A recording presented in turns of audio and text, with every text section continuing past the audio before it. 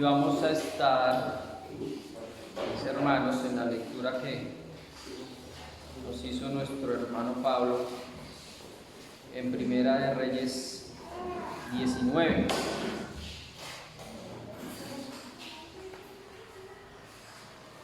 Primera de Reyes 19.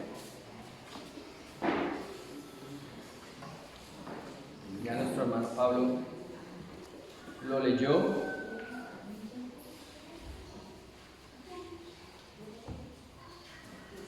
Y este sermón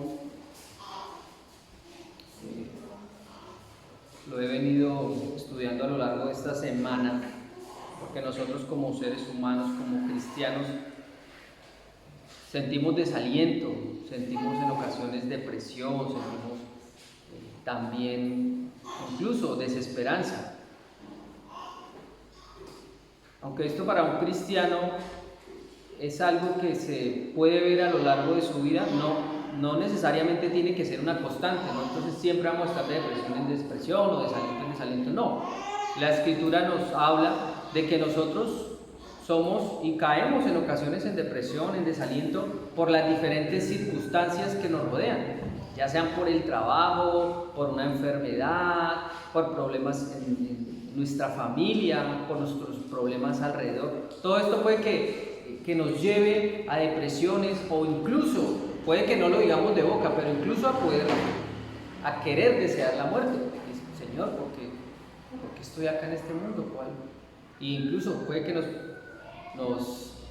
preguntemos a nosotros mismos cuál es mi propósito, qué estás queriendo decirme o cuál es tu voluntad. Entonces, lo que hemos cantado en este himno, en estos himnos de hoy, si ustedes se dan cuenta y han puesto atención, que nosotros, tratamos de que nuestros himnos sean cristocéntricos, que sean bíblicos. Ustedes acá no van a encontrar luces y espectáculo y cosas de esas, cosas vanas. Nosotros tratamos de ser un poco ortodoxos en eso, es decir, de que cantamos y tratamos de cantar lo que dice la Biblia. No somos una iglesia perfecta, pero tratamos de apegarnos a lo que dice la Biblia, somos una iglesia bíblica. Y algo que me pareció muy interesante cantando el himno de cuando está el Señor Jesucristo en la barca con sus apóstoles y viene una tormenta muy fuerte, ellos se asustan y el Señor está tranquilo. En medio de la oscuridad, Él dice que hace cesar todas esas negras aguas, pero solo es porque tenemos la confianza en Él. Porque si no, nuestra barca se hundirá en el mar profundo, pero el Señor no permite que eso ocurra. Y eso está muy ligado a lo que hemos venido hablando y lo que yo siempre les digo, eso está muy ligado a la relación que usted tenga con Cristo. Depende de cómo usted se relacione con Dios y depende cuán fuerte sea ese lazo, ese vínculo con Dios, así mismo usted responderá ante las pruebas. Asimismo usted responderá ante el desaliento, ante la depresión, así mismo. Y para entrar un poco en contexto acerca de esta lectura, el libro de Primera de Reyes tiene 22 capítulos, ¿verdad? Elías significa mi Dios es el Señor, mi Dios es Jehová, un nombre muy apropiado para lo que tendría que hacer Elías, porque en ese momento estaban sumidos en la idolatría, estaban totalmente en una idolatría terrible. Entonces había que hacerles entender a ellos que el Señor era el único, porque ellos tenían como deidad a los Baales, a Astarot, iban tras de esos dioses ajenos. Pero Elías viene acá predicando un mensaje que el Señor es el único y no hay nadie más, no hay a dónde más dirigir su mirada, no hay a dónde más posar sus ojos, sino solo hacia el Señor Jehová. Y los primeros capítulos de Primera de Samuel 22 nos hablan sobre la traición de Adonías, ¿verdad? O sea, iniciando Primera de Reyes, nos habla sobre la traición de Adonías hacia David, su padre. Y también nos habla de la muerte de David, de los últimos años de David. Esto más o menos del capítulo 1 al 2. Y ya del capítulo del 3 al 11 de Primera de Reyes, habla del ascenso, del poderío de Salomón, de toda su sabiduría, ¿verdad? Cómo llegó a la cúspide, a punto de ser el hombre más sabio del mundo, el hombre más rico del mundo, a punto de que todas las naciones iban hacia él a ver qué era su sabiduría y si era verdad la gran sabiduría que tenía Salomón. Habla también de la majestad del templo que construyó, del palacio que construyó. Todo esto nos habla del capítulo 3 al 11, de la abundancia, pero también nos habla de la caída de Salomón, de su apostasía, y que por causa de esa apostasía, donde llegó a tener 700 esposas y 300 concubinas, adoró a dioses ajenos y fue en pos de ellos. Es decir, el hombre más sabio del mundo, con más conocimiento de parte de Dios, fue apóstata. Claro, al final sabemos de que él se recompuso y otra vez volvió a los caminos de Dios, porque conocemos Proverbios, Eclesiastés, Cantares, donde nos habla de la vanidad del mundo, donde nos habla de lo vano que fue ir en pos de estos dioses ajenos. Y por culpa de esta apostasía, el reino de Israel se desprende, es decir, se divide, hay una división, una coyuntura, ¿verdad? Y ya del capítulo 12 al 16, ya han pasado 6 reyes desde que Salomón murió, empezando desde Roboam y Jeroboam. Roboam siendo el hijo de Salomón, y desde Roboam sería dividido el reino del sur y el reino del norte. El reino del sur, el de Judá, y el reino del norte, Israel. Y de ahí hacia adelante habría toda una dinastía más o menos de 19 reyes, uno reinando el norte, Israel, y otro reinando Judá. Y dentro de estos reyes de Israel, es decir, del reinado del norte, todos estos reyes, y llegamos acá, que es donde vamos a estar hoy, todos estos reyes fueron apóstatas, fueron idólatras, hicieron cometer lo malo al pueblo de Israel, y claro, el pueblo de Israel se fue en pos de ellos, siguiendo a sus dioses falsos. 6 reyes pasaron que hicieron lo malo delante de Jehová, empezando por Jeroboam, que fue el primer rey del reino de Israel como tal, del reino del norte. Todos estos reyes, como les dije, hicieron lo malo delante de Dios, entregándolos a ídolos.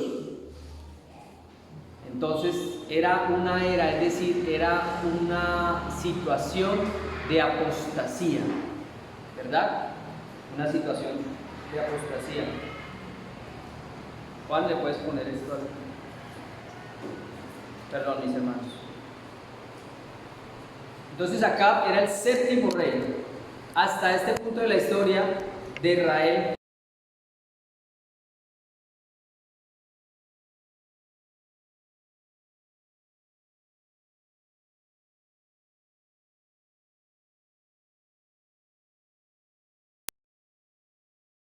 El rey más malo que hubo hasta ese momento fue el hijo de Omri. Y Acab reinó 22 años en Israel. Y para colmo de males, Acab se casa con Jezabel. Jezabel era hija de un rey sidonio, y los sidonios eran idólatras por naturaleza. Ellos idolatraban a Baal y a Acera. El uno era el rey de la lluvia, el rey de la fecundidad, ¿verdad? Entonces, acá por supuesto también adora a estos dioses y hace enojar al Señor. Por eso hubo una sequía, ¿verdad? Entonces, luego de la sequía es que viene el capítulo 19. Entonces, todo esto para que entremos en contexto. Y la razón por la que está huyendo, ¿verdad? En el capítulo 1 dice, Acab le contó a Jezabel todo lo que Elías había hecho. ¿Y qué era lo que había hecho Elías? Había matado a cerca de 450 profetas de Baal.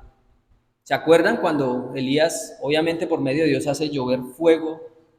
Entonces él los mata, y por eso Jezabel, que era la que sostenía a todos esos profetas, ¿verdad? Lo manda y lo envía y lo amenaza, y por eso Elías está huyendo, porque hay una amenaza en contra de su vida.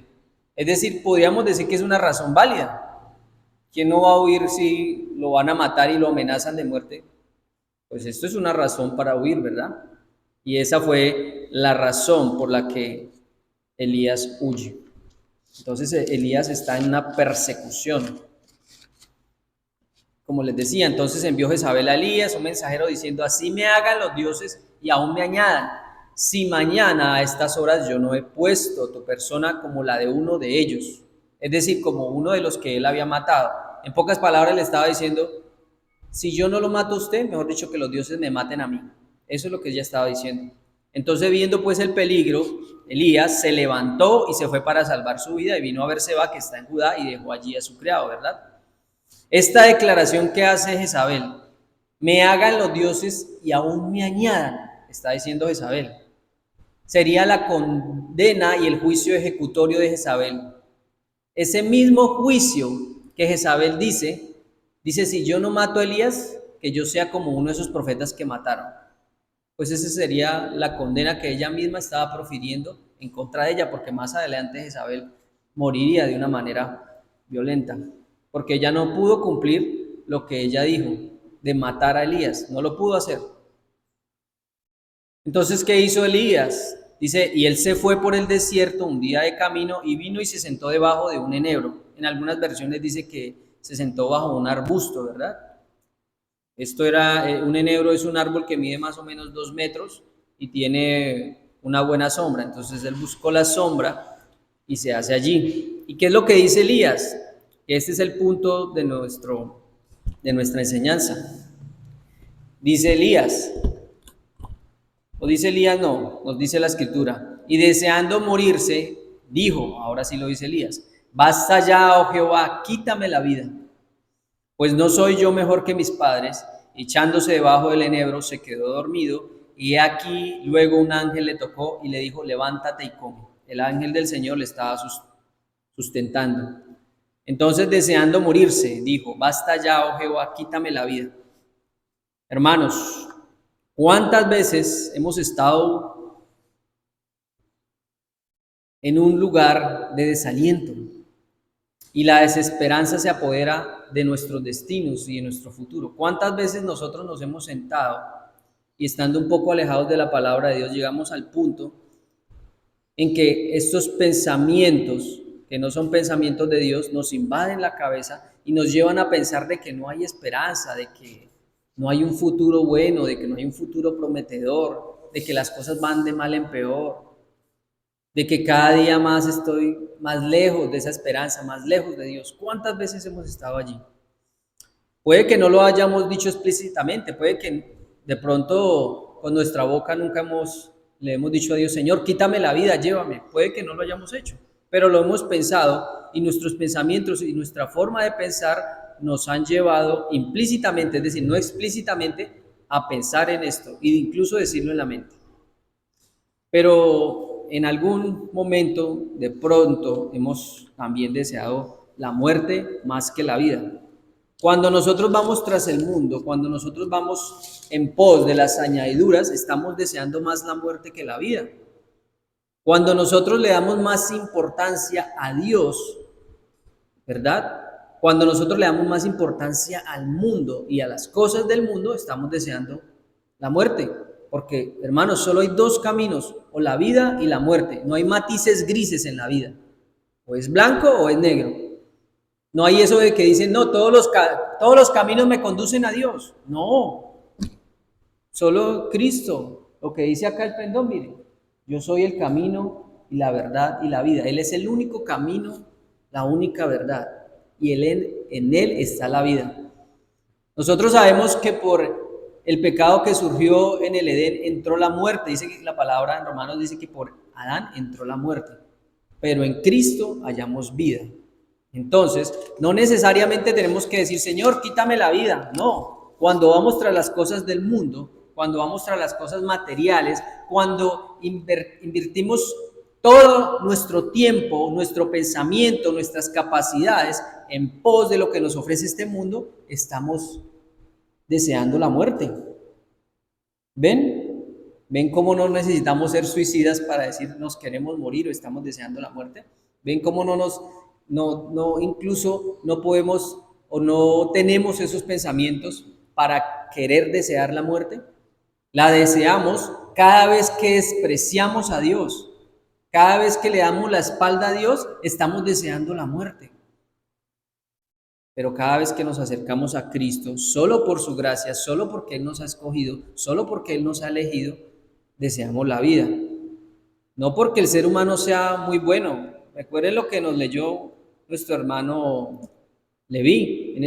Si ustedes se dan cuenta, en el Salmo 51, en el versículo 5, si no estoy mal, me corrige Leví, dice que en pecado fui concebido, dice David, ¿verdad?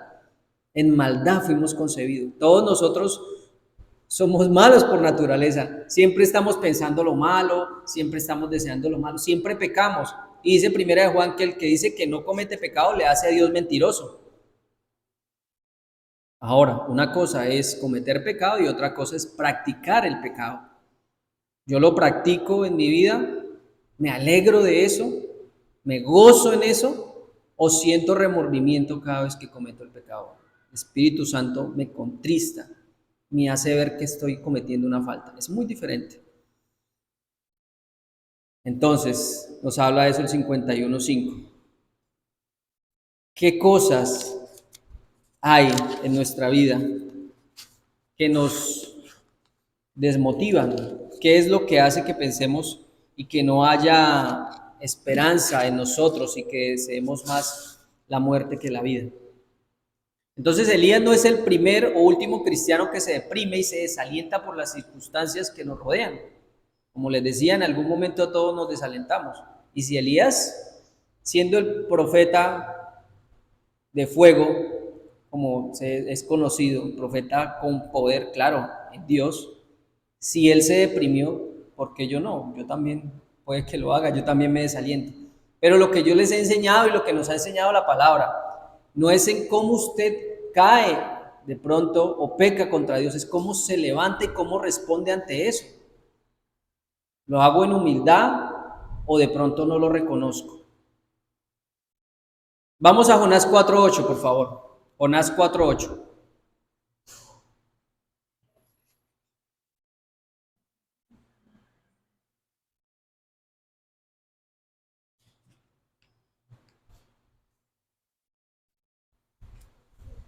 Jonás 4.8. Vamos a leerlo todos juntos. Jonás 4.8, a la voz de 3. 1, 2 y 3. Y aconteció que al salir el sol, preparó Dios un recio viento solano, y el sol hirió a Jonás en la cabeza, y se desmayaba, y deseaba la muerte, diciendo: mejor sería para mí la muerte que la vida. Jonás, deseando más la muerte que la vida. Y ustedes saben por qué, ¿verdad? Porque él había ido a Nínive y él pensó que iba a caer destrucción sobre Nínive y que le iba a destruir, pero el Señor quiso tener misericordia de Nínive y eso no le gustó a Jonás. No le gustó la voluntad de Dios y por eso está diciendo esto acá. Esa decepción, ese desaliento que sintió Jonás fue plasmado en lo que está diciendo. Es decir, esos sentimientos fueron plasmados en lo que él dijo. Y ahora vamos a Job. Job 3, del 1 al 3. Ahí están tecitos de Salmo, Job.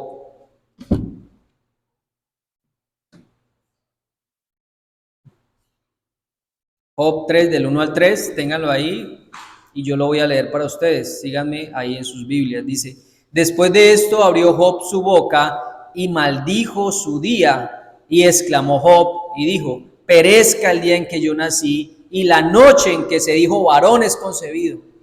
También Job en ese momento deprimido. Y como ustedes conocen la historia de Job, Job tiene, entre comillas, motivos suficientes para desesperarse, para desalentarse, para incluso deprimirse. Todos sus hijos habían muerto, todas sus posesiones le habían sido arrebatadas, hasta su mujer había proferido y le había dicho fatuo, le había dicho: ¿usted qué está haciendo? Niegue a su Dios. Pero Job dice esto. Ahora, a nosotros nos pueden pasar muchas cosas, mis hermanos, cosas difíciles, cosas graves. Y yo les podría decir desde una óptica del mundo: no, usted está en derecho, usted tiene todo el derecho a renegar porque le está yendo mal. Pero desde el punto de vista de Dios, usted no tiene ningún derecho a renegar en contra de Dios.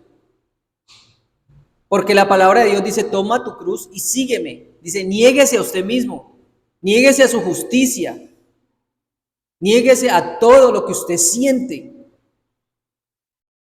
No porque a usted le guste el sufrimiento, no. Usted lo hace en base a la obra que Cristo hizo por usted. Porque Cristo sí se negó a él mismo. Porque Cristo sufrió todo tipo de penalidades. Porque Cristo sí fue herido en la cruz. Porque fue escupido. Porque fue molido a causa de nuestras transgresiones y no profirió una palabra para defenderse. Para que no le quitaran la vida.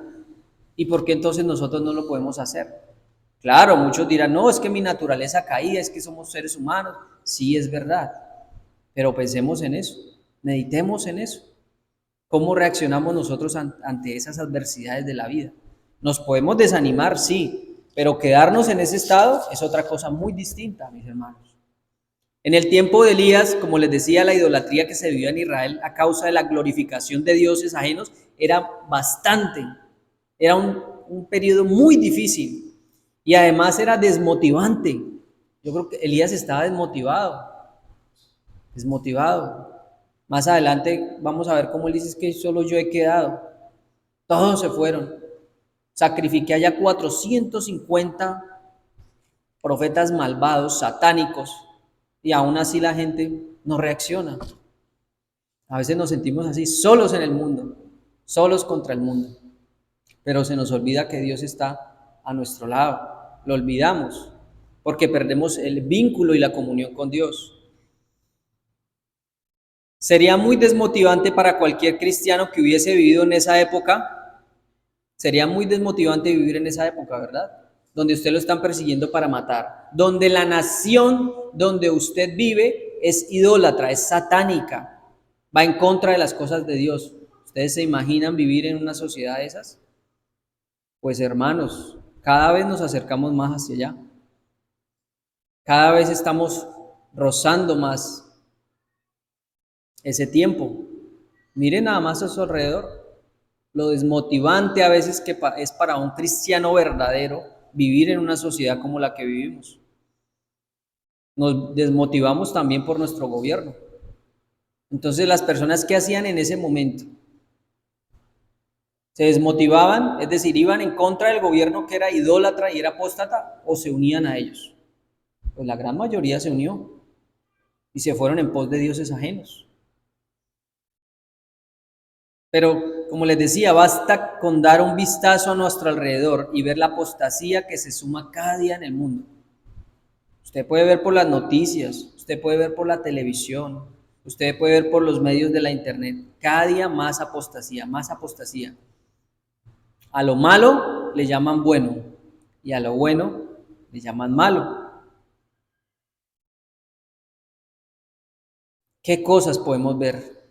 Niños que no tienen identidad y sus padres les dan plena libertad de escoger qué quieren ser. No, que mi hijo decida. Él quiere ser un varón o una hembra, que él decida. Que él decida dónde quiere estudiar. Que él decida todo.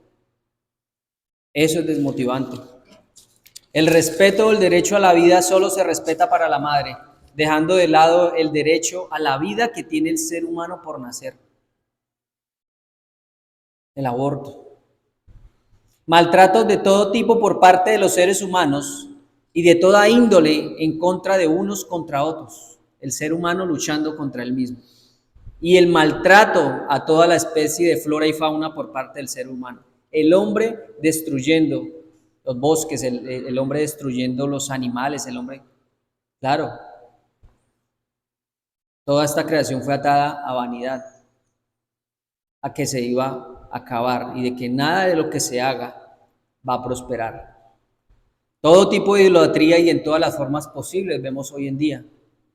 A medida que el ser humano se vuelve más inteligente, va buscando nuevas formas de cómo idolatrar, de cómo desagradar a Dios, a medida que crece su inteligencia. Todo lo que se haga con la intención de tener un beneficio terrenal será infructuoso, hermano. Todo lo que usted haga para obtener un beneficio en esta tierra va a ser infructuoso. ¿Por qué? Porque usted puede trabajar toda la vida puede ganar todo en este mundo, pero al final va a morir. Entonces, ¿dónde quedó la ganancia? Otro la disfrutará, ¿verdad? Entonces, como dice Eclesiastés, todo es vanidad. Es decir, todo es vano, resulta frustrante en este mundo. Todo lo que se haga va a quedar sin fruto. Todo será infructuoso, vano, frustrante. Esto y todas estas cosas, todo esto que les acabo de mencionar, todo lo que ocurre en el mundo, todo lo que hacemos, todo esto que acarrea a nosotros un desaliento, a veces desdén, de apatía, depresión, enfriamiento, soledad y después apostasía. Me aparto del Señor. Y Romanos 8:20 dice, porque la creación fue sujetada a vanidad, no por su propia voluntad, sino por causa del que la sujetó en esperanza. Toda la creación fue sujetada a vanidad. Es decir, todo lo que se haga en este mundo es en vano, muere, perece, es vacío. Pero lo que hagamos para el reino de Dios va a perdurar. Todos esos tesoros que hagamos en el cielo van a perdurar. Y le reitero, lo que hagamos con miras al reino de Dios y su justicia, lo que hagamos para establecer fuertes lazos de comunión con Dios, dará fruto, será con un propósito, no va a ser en vano, no va a ser en vano. No hay condenación para el que está en Cristo Jesús. Eso es lo único que no es vano. Mi palabra no pasará. Pues en Jesucristo hay esperanza, pero en el mundo que hay, desesperanza. En Cristo hay vida, en el mundo hay muerte. En Cristo hay cosas eternas, en el mundo hay cosas pasajeras. Entonces, ¿por qué exclamamos y decimos tanto Romanos 8:28? Ustedes saben que Romanos 8:28 dice, ¿no? A los que aman a Dios, todas las cosas les vienen a bien. Incluso una persona que no es cristiana lo puede decir, ay, a los que amamos a Dios, todas las cosas les vienen a bien. Y no conocen a Dios, no conocen a Dios y su justicia, no conocen a Dios y sus atributos, no conocen el Evangelio, y entonces ¿cómo van a decir que aman a Dios? Porque Él dice, si me aman, me obedecen. Y uno les hace la pregunta, ¿y usted le obedece a Dios? ¿Usted conoce sus mandamientos? No, ni siquiera se conocen los mandamientos, entonces ¿cómo van a obedecer a Dios? ¿Y cómo van a decir que ese versículo es para ellos? Porque más adelante, y que nunca le dicen a usted, siempre se sabe la primera parte del versículo, ¿verdad? A los que aman a Dios, todas las cosas les vienen a bien. O ese otro, ¿no? Todo lo puede un Cristo que me fortalece. ¡Wow! Increíble. Y cuando uno les lee el contexto, dicen, y yo les he enseñado, un texto fuera de contexto es un pretexto. ¿Por qué? Porque yo lo tomo para mí, pero no entiendo realmente el significado y la profundidad de ese verso. Romanos 8:28 dice, sí, que si le amamos a Él, todas las cosas les vienen a bien. Esto es, a los que conforme a su propósito son llamados. Entonces usted está en el propósito y es conforme al propósito de Dios. Y si usted ama a Dios, le obedece, ¿verdad? Si usted tiene esa esperanza, entonces cualquier sufrimiento, cualquier muerte de un ser querido, cualquier desaliento, cualquier desesperanza, va a saber usted que es para bien suyo. Y este Romanos 8:28 va a ser su muro, va a ser su fuerte, y usted se va a poder escudar en este Romanos 8:28, porque sabe que por mal que le vaya a usted, por cualquier mal que le sobrevenga, por cualquier muerte o acechanza de muerte, eso va a ser bueno para usted. ¿Comprende eso usted? ¿Se afianza de eso o no? ¿O solo lo dice por decirlo? Entonces nos falta madurez para entender el propósito en las pruebas. Nos falta madurez para entender el propósito de Dios en mi vida. ¿Será que por eso nos desanimamos tan fácilmente? Todo lo puedo en Cristo que me fortalece. A los que aman a Dios, todas las cosas nos vienen a bien. Y cualquier cosita que nos hagan, ya nos desanimamos. ¿Comprende usted el propósito de la Biblia? ¿O solo lo hace y lo dice por decirlo? Entonces, ¿será que por eso nos desanimamos tan fácilmente? Porque no hay un vínculo que nos una a Dios, porque no hay una comunión fuerte. Porque, mis hermanos, basta con una mirada, basta con un chisme, basta con un no, basta con una falta de atención para conmigo, basta que no me saluden, basta para que yo me aleje y vaya bajo la sombra de un enebro y reniegue contra la vida y contra Dios. Yo me voy allá a la sombra de un árbol. No lo hacemos físicamente, hablando metafóricamente. Allá nos escudamos en la sombra de un árbol y renegamos. Pero es que mire allá esa iglesia. La iglesia no me quieren, esa iglesia no me ama, no me estiman. O vea ese hermano no me saluda. O vea ese malo está hablando mal en contra mía. O vea, o mire. ¿Y cuándo me miro yo mismo? ¿Cuándo miro la viga que está en mi ojo? ¿A qué horas me hago un autoexamen y miro a la luz de la palabra si de verdad esas quejas que yo estoy dando tienen un fundamento o no? Porque la palabra, les vuelvo y les digo, dice, niégate a ti mismo. Niégate a lo que tú eres, a lo que tú sientes. Y vaya a la palabra de Dios. Elías huyó porque lo iban a matar, eso fue claro.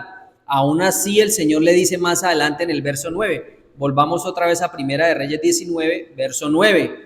Dice así el verso 9. Y allí se metió en una cueva donde pasó la noche y vino a él palabra de Jehová, el cual dijo, ¿qué haces aquí, Elías? Luego de esto, luego de que el Señor le dice todas estas cosas, luego de que él está debajo de un enebro, de un árbol quejándose, el Señor lo sustenta, porque el Señor siempre nos sustenta. Lo sustenta, ¿verdad? Se quedó dormido, el ángel le tocó, le dijo, levántate y come. Entonces él le miró y aquí a su cabecera una torta cocida sobre las ascuas, una vasija de agua, comió y bebió y volvió a dormirse.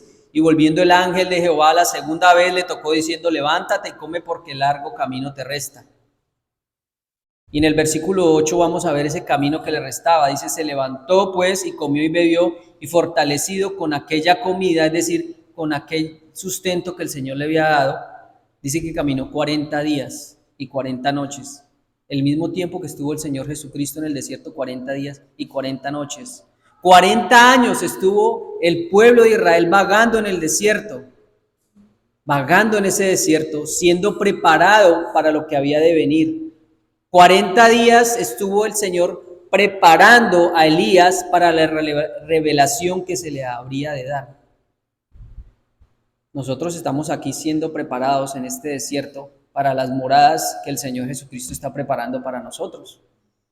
Y el Señor nos sustenta con su palabra para llegar a esa Sión, a esa ciudad bendita, a esos cielos y tierra nueva. El Señor nos prepara y nos sustenta por medio de su palabra, así como sustentó a Elías allá antes de su viaje.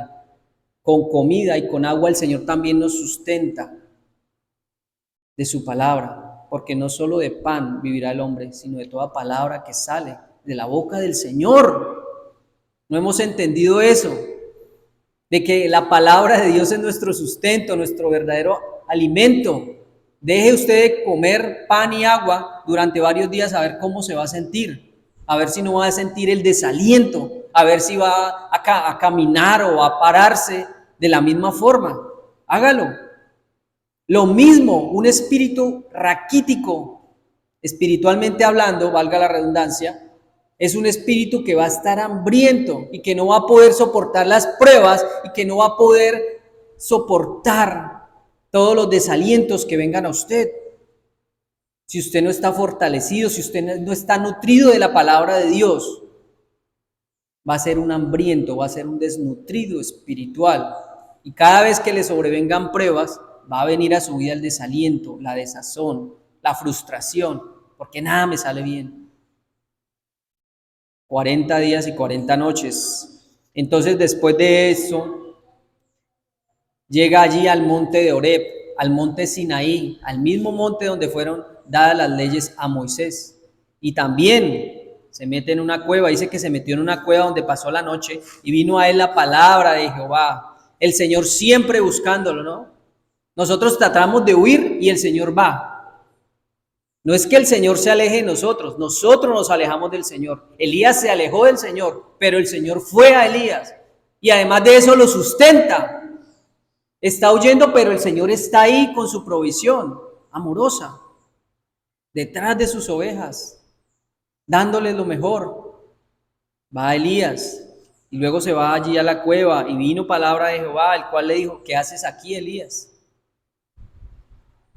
Nosotros también cuando nos alejamos, el Señor le dice: bueno, ¿qué hace allá, Germán? ¿Qué hace allá, Leví? ¿Por qué no me está adorando?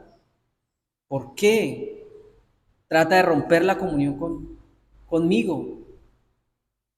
Después de todo lo que yo he hecho por usted en la cruz, cómo yo me sacrifiqué por usted, por sus pecados. ¿Qué hace aquí, Elías?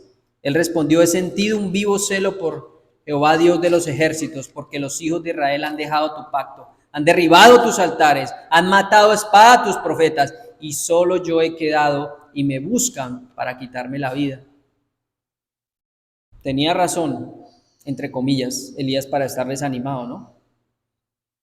Entonces, como les decía, ¿qué hacemos nosotros? ¿Qué hacemos por este mundo tan duro? En Hebreos 12:4, vamos a Hebreos 12:4, mis hermanos, ya vamos a acabar. Porque a veces decimos que nos toca muy duro, que es muy difícil nuestra situación. Qué fuerte me toca. Yo a veces digo: uy, no, tan duro que es esta vida.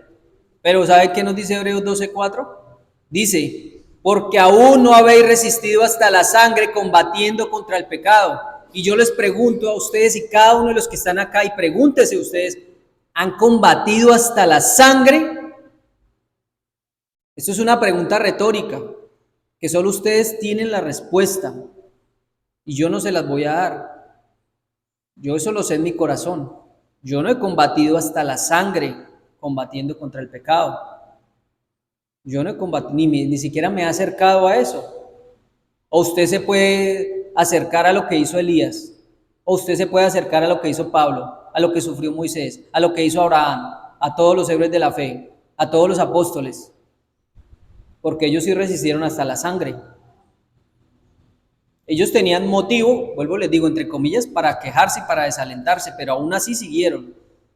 Yo creo que si nosotros lo vemos a la luz de la palabra, nadie tiene por qué quejarse en contra de Dios. Claro, somos pecadores y mora en nosotros el pecado y nos quejamos, es verdad, pero nosotros no hemos resistido hasta la sangre, combatiendo contra el pecado. ¿Será que nuestra vida ha sido tan dura? ¿Podemos compararnos con Elías? Aunque Elías a mí me transmite empatía, ¿saben? Me alienta a seguir, pues un hombre con esas manifestaciones de poder, claro, siendo Dios el autor, que un hombre con esas manifestaciones de poder haya caído en depresión, entonces yo también soy susceptible a esto, pero tampoco puede ser una excusa para vivir de depresión en depresión. Yo puedo sentir empatía y puedo ver, bueno, Elías era un ser humano, en eso puedo tener empatía, eso me da cercanía, me da empatía en Cristo porque Cristo fue un ser humano, eso me acerca a Él. Moisés, Jonás, hombres que por medio de la palabra de Dios fueron poderosos, porque la palabra de Dios es poder. Eso me habla de la humanidad, de que no eran perfectos, de que no levitaban, no, eran seres humanos. Y Dios era el que estaba actuando, no ellos, era Dios. Dios es el que actúa en sus vidas, es el Espíritu Santo, por medio de su fruto, el que actúa en su vida. No hay algo que yo haya pasado que no le haya pasado a Elías. No hay algo tan malo que me haya pasado que no le haya pasado a Cristo en su vida y su muerte. Usted no puede sufrir más de lo que sufrió Cristo en la cruz. Y me atrevo a decir, usted no ha sufrido más de lo que sufrió Elías. No hemos llegado a ese punto. No ha sufrido más de lo que sufrió Moisés. No ha sufrido más de lo que sufrió Pablo. No hemos llegado a ese punto. Pero aún así nos desalentamos, nos deprimimos. De la manera que el ángel, como les decía, sustenta a Elías en medio de la soledad y la desesperanza, el Señor está con nosotros. Aunque nosotros nos alejemos, el Señor no se aleja de nosotros. A veces creemos que somos solos contra el mundo, pero no es así. Dios está ahí. Y en el 11 le dice, Seguimos ahí en 1 Samuel 19, ahora el versículo 11. El Señor le dice: sal fuera y ponte en el monte delante de Jehová. Y aquí que Jehová pasaba, y un grande y poderoso viento que rompía los montes y quebraba las peñas delante de Jehová, pero Jehová no estaba en el viento. Y tras el viento un terremoto, pero Jehová no estaba en el terremoto. Y tras el terremoto un fuego, pero Jehová no estaba en el fuego. Y tras el fuego un silbo apacible y delicado. Cuando oyó Elías, y cuando lo oyó Elías, cubrió su rostro con su mano, al igual que el Señor cubre el rostro de Moisés para que no fuera muerto, porque nadie puede estar en presencia de Dios, nadie le ha visto ni le verá. Dice, cubrió su rostro con su mano y salió y se puso a la puerta de la cueva, y aquí vino a él una voz diciendo, otra vez, ¿qué haces aquí, Elías? Por segunda vez. Hermanos, estas son manifestaciones de la gloria y el poder de Dios, y que también fueron dadas a Moisés, ¿verdad? El poderoso viento, el terremoto estruendoso, el fuego, manifestaciones del poder de Dios, porque Dios es poderoso, perdonador, sí, lleno de amor, sí, pero también es fuego consumidor, y también es un Dios que dice, mía es la venganza, también. Ahora, esto va para las personas que predican o que predicamos. En ocasiones queremos predicar con fuego y con truenos y así llevar a cientos al arrepentimiento, pero solo un silbo apacible del evangelio basta para atraer a millones. En las iglesias hoy se predican espectáculos y luces y echan fuera demonios y la gente se tumba y eso es lo que atrae. Es más, hay gente que se ha ido de nuestra iglesia en Villavicencio, de nuestra iglesia acá, porque les parece aburrida. Es que ya solo cantan palabra del Señor y solo Biblia. Qué pereza. Me da pereza, no siento el Espíritu Santo. No se me paran los pelitos. Pero es que el Espíritu Santo no es para eso, es para que su vida cambie, para que usted dé fruto, para que haya gozo, paz, paciencia, bondad, benignidad, fe, templanza en su vida. Y para que dé un giro de 180 grados en su vida, para que las prioridades que tenía antes ya no sean prioridades, sino como dice Cristo, ya todo eso lo tengo por basura, y que su prioridad sea Cristo. Ese es el Espíritu Santo, esa es la santificación progresiva del cristiano. Ese es el Espíritu, ese es el poder de Dios, ese es el verdadero poder de Dios. No basta con que yo haga acá llover fuego y truenos.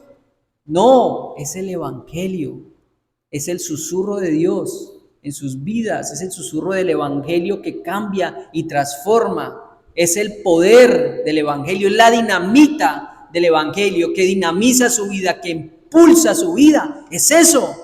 La gente no ha entendido, es el Evangelio, la sencillez del Evangelio, lo rudimentario del Evangelio, lo fácil que es saber que Cristo murió por sus pecados y que ya usted no está en rebelión con Dios porque Dios pagó lo que usted tenía que pagar. Esa es la sencillez del Evangelio, las buenas nuevas de salvación. Eso es lo que Cristo quiere transmitirnos, es solo eso. No son esas manifestaciones de sensualidad, de sentimientos, no. El Evangelio llega aquí a su razón porque Dios lo hizo a usted un ser volutivo, un ser que entiende, que comprende, para que luego el Señor va aquí a su razón para que luego baje a su corazón. Y usted empieza a sentir, pero con base en sus pensamientos. No al contrario, no llega a sus sentimientos y sus sentimientos lo controlan a usted. Porque si es así, nosotros nos sentimos muchas cosas que no son agradables a Dios. Y si nos dejamos guiar por nuestros sentimientos, por las concupiscencias de nuestro corazón, terminamos mal. El Señor primero quiere su razón, su inteligencia, porque a través de eso usted gobierna su corazón. El Espíritu Santo lo gobernará a usted. Entonces, manifestaciones de juicio, manifestaciones del poder y la gloria de Dios. Dios es poderoso, soberano para castigar y enjuiciar de la manera que Él quiera. Jonás, ¿verdad? Él es poderoso y soberano para castigar a Nínive o para tener misericordia. Hermanos, ¿quién se opondrá a Dios? ¿Usted podría apaciguar un terremoto? podría parar una tormenta, podría apagar un gran incendio consumidor. Usted podría parar delante de Dios. O Elías se paró allá delante del Señor, o Moisés se paró allá delante de la grandeza y la gloria de Dios. No, sería arrasado.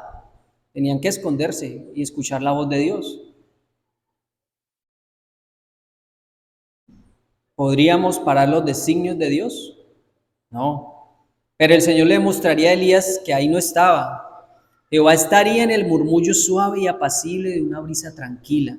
Le demostraría a Elías que, aunque el Señor no necesita demostrar nada, ¿no? Pero le demostraría a Elías que en medio del silencio divino Dios actúa. Aunque nos parezca que todo se desborone, Dios actúa. Después de la tormenta viene la calma.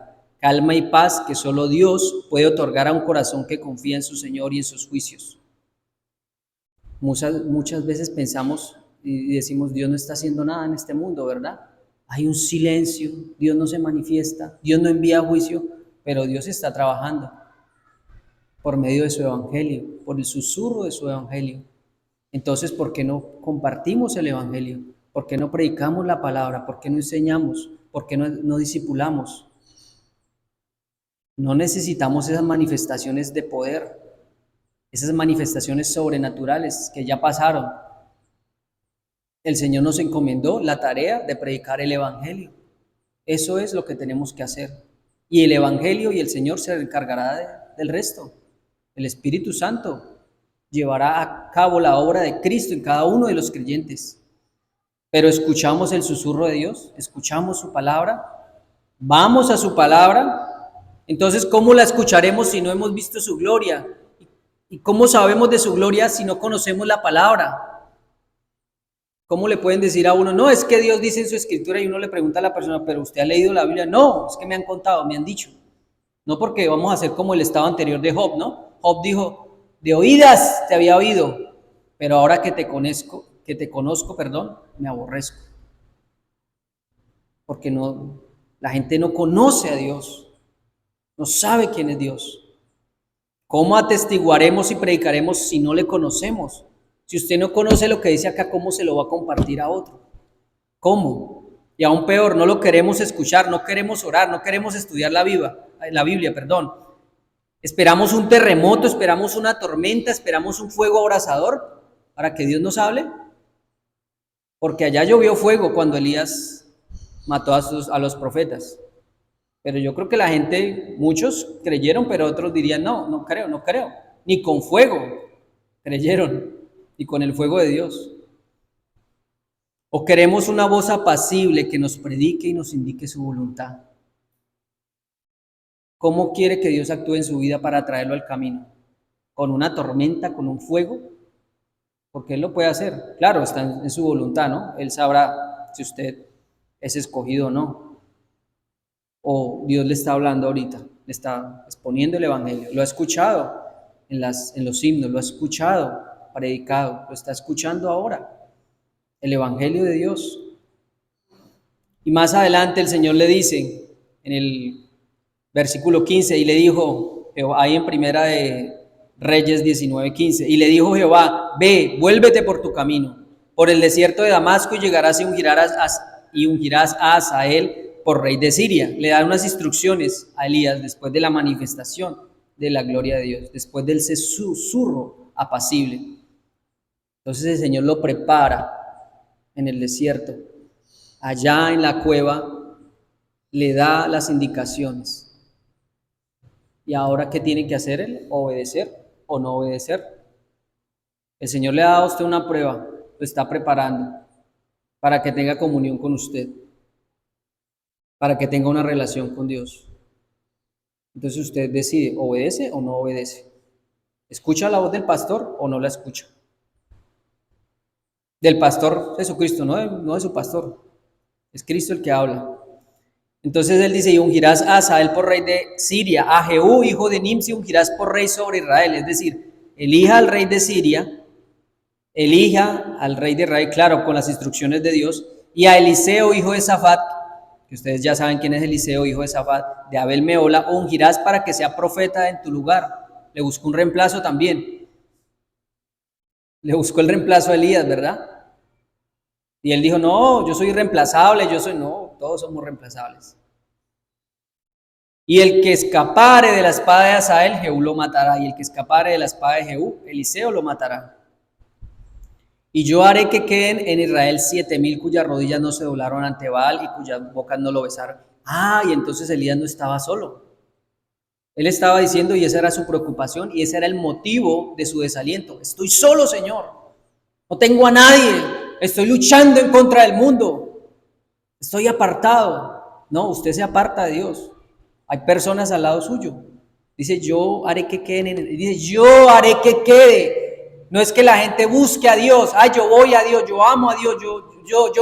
No, Dios es el que lo busca. Dice, y yo, el gran yo soy, y yo haré que queden en Israel 7,000. Yo me he guardado a 7,000. Elección incondicional, elección soberana de Dios. Él los elige, no con base en algo que ellos hayan hecho, sino en base del amor que Dios siente por nosotros. Él nos amó primero para que nosotros luego le amásemos a Él. Y yo haré que queden en Israel 7,000, cuyas rodillas no se doblaron ante Baal, es decir, los que no adoraron a Baal, y cuyas bocas no lo besaron. Su segunda venida será lo mismo, mis hermanos. El Señor se ha guardado a su remanente, ha guardado a sus escogidos, aquellos que no han ido en pos del mundo, los ha guardado Dios para que vayan con Él a la tierra prometida. Todos los motivos de frustración para un creyente deben descansar en la voluntad de Dios. Descanse en la voluntad de Dios. Que si a usted se le frustran los planes, es porque Dios no quiere. Si usted está sintiendo desaliento o un desdén o una apatía, es por algo, es por la voluntad de Dios. Más bien, gaste su vida intentando entender la voluntad de Dios, que es agradable y perfecta. Todas las pruebas, todas las luchas, las depresiones, los altibajos son para prepararnos para lo que sigue. Todo lo que le sucedió a Elías fue para un propósito mayor, no fue porque sí. Dios no improvisa, Dios no deja nada al azar. Todo lo que le sucedió a Elías fue para un propósito mayor y él lo entendió y lo obedeció. Elías no se quedó en el enebro, él no se quedó ahí en el enebro a la sombra y no. Él hizo lo que le dijo Dios. Dios lo preparó por el desierto y le dio su revelación allí. Él lo entendió y lo ejecutó, es decir, obedeció. Su depresión, su decaimiento tuvo un propósito. Pero a veces nos frustramos porque no entendemos el propósito de Dios. ¿Y ustedes no se han dado cuenta que todo lo que planeamos no nos sale como nosotros pensamos? Nosotros a veces nos trazamos un plan y a veces el plan se cumple pero de una manera distinta, de la manera que Dios quiere que se cumpla. Entonces, aunque el Señor en su soberanía lo sustentó y le llevó a donde Él quería, era responsabilidad de Elías obedecer. Está la soberanía de Dios que lo lleva a donde quiere, ¿cierto? Y su soberanía se cumple. Y Dios ya tiene todo predeterminado, pero está la responsabilidad suya. Está su responsabilidad. Está en su responsabilidad hacer la voluntad de Dios o no hacerla. El futuro está cerrado en que todo está predeterminado por Dios, pero el futuro está abierto en que hay decisiones por tomar. Ya todo está predeterminado, pero su decisión, la que usted tome, esa decisión que usted tomó, tiene que responder ante Dios. Usted tiene que responder por sus decisiones. Entonces nuestras depresiones, nuestros decaimientos también terminan en obediencia a Dios o terminan en rebeldía. Y yo haré que queden en Israel 7,000. Siempre habrá un remanente. Siempre habrá por la elección soberana de Dios personas fieles a su palabra. Por su gracia el Señor guarda a sus santos para hacer su voluntad. Y ya para terminar, mis hermanos, no se me duerman. Romanos 11:5 dice así. Romanos 11:5. No lo busquen, yo se los digo. Así también aún en este tiempo ha quedado un remanente escogido por gracia. Siempre hay un remanente escogido por gracia. En este mundo, aunque nos sintamos solos, apartados de que estamos luchando en contra de la corriente, el Señor guarda su remanente y es por gracia, es decir, por su misericordia. No porque seamos muy buenos y porque seamos lo mejor, sino por la gracia de Dios. Mis hermanos, para terminar, para concluir, el Señor debe ser el consolador de nuestras vidas. debe ser el motivo de nuestra esperanza, debe ser el motor que dinamiza la vida del cristiano, aunque haya escollos, es decir, problemas, dificultades. No perdamos la comunión con Dios. Dios no deja de actuar. Él es nuestra compañía, nuestra seguridad. Siempre habrá cristianos a nuestro lado luchando en pos de Cristo. Usted no está solo. Las puertas del Hades no prevalecerán. Los motivos para desanimarnos son muchos, pero los motivos para animarnos son más. Mire alrededor suyo, mire la familia espiritual, mire sus hijos, mire a sus padres, mire que hasta aquí Dios ha sido fiel. Son más motivos para animarnos que para desanimarnos. Se lo aseguro. Mire la cruz de Cristo. Mire lo que Cristo hizo en la cruz. Mire cómo tomó sus pecados por amor a usted. Un vil pecador que no tenía derecho al perdón, pero que lo hizo merecedor al perdón porque lo justificó delante de Dios, delante del Padre, llevando sus pecados en los maderos de una cruz maldita y se hace maldito por usted y por mí. Dígame si eso no es un motivo de gozo, un motivo de animarlo a usted a seguir adelante. Por eso debemos recordarnos todos los días el Evangelio, todo lo que Cristo ha hecho en nuestras vidas. Si no, estaremos con la cabeza baja todos los días de nuestra vida. Mira cómo Dios ha sido fiel. Mira a Cristo, el cual no escatimó nada, no escatimó ser Dios. Y baja y se hace hombre para morir en la cruz por nuestros pecados, y lo dio todo, es decir, Él no se guardó nada, lo dio todo por mí, lo dio todo por usted. Esto es más que suficiente, mis hermanos, para levantarnos el ánimo. Amén. Vamos a orar.